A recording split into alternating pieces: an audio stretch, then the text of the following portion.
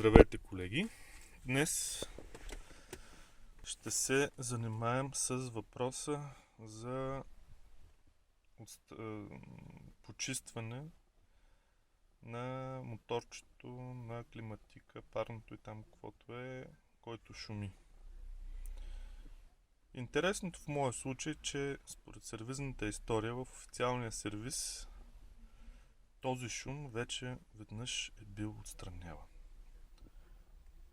Как точно са го отстранили без да го демонтират, тъй като всички болчета бяха непипнати и недокоснати от инструмент, за мен си остава пълна и абсолютна загадка.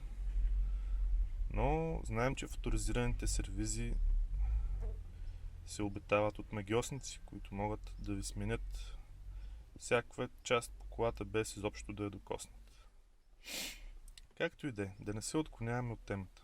Тъй като не бях много сигурен в успеха на начинанието, не съм го заснел от началото, за да не се излагам. Та сега нещата ще се получат малко отзад напред. Вече виждате резултата от моите усилия. Това тук е джапката. След малко ще ви я покажа и нея по-подробно. Започваме от начало.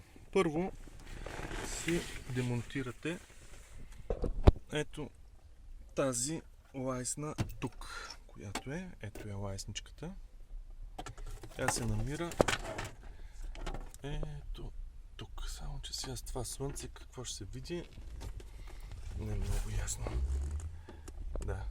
Тук е много важно. Това, което е много важно е, че щипките са като кукички. Така че като откачите ето това болче тук, ето това, тая пластмаска се завърта и тя ви позволява да извадите ето този панел, като изваждането му става с дърпане първо назад и после настрани. Защото ако дърпате настрани, само те щипците ще отидат на кино и ще трябва или ще ви лопа. Или може като в онзи сервис да използвате рапитки за дърво, да си го хваните обратно. Да, това с рапитките за дърво ще ви го разкажа друг път. Как се ремонтира Volvo с рапитки за дърво. Така, сега, като демонтирате това панелче там, тук отдолу има още едно панелче. Ето това панелче.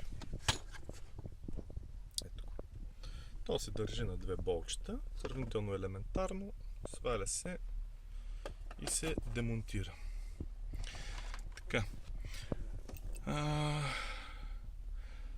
След като смъкнете тези два панела, по принцип ви се отваря достъп до вентилатора и до до филтъра на купето. Сега, ако сте по-сръчни и смели, можете директно да си бъркате ето тук отдолу и да си развивате болчетата. Сега, ако сте като мене, можете да си демонтирате жабката, която се държи на 6 болта, ето тук, а всъщност 8. 2 отгоре, 3 от другата страна. Ето ги. Както и ред други неща. Ще трябва да ви заснема отделно клипче за слагането на джапката, защото там между другото има още една-две тънкости. Така, самия мотор се държи на 1, 2, 3, 4, 5 болта, като искам да пожелая специално майката на шведски инженер, който е измислил за болчето, което се намира в далечния ъгъл. Ето тук. Което може да бъде достъпено само с някакви много специализирани гъвкави инструменти. Като това чудо. Чакайте да се вижда. Това чудо тук. Или това чудо тук. Честно казано, не измислих друг начин.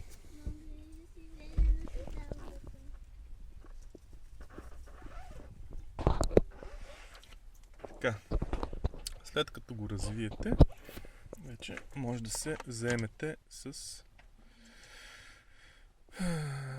почистването. Надявам се, че виенето при мен идва от дебалансирана перка от мърсотия.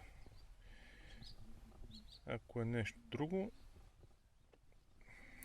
явно ще се купува нов. И така, драги зрители, до нови срещи!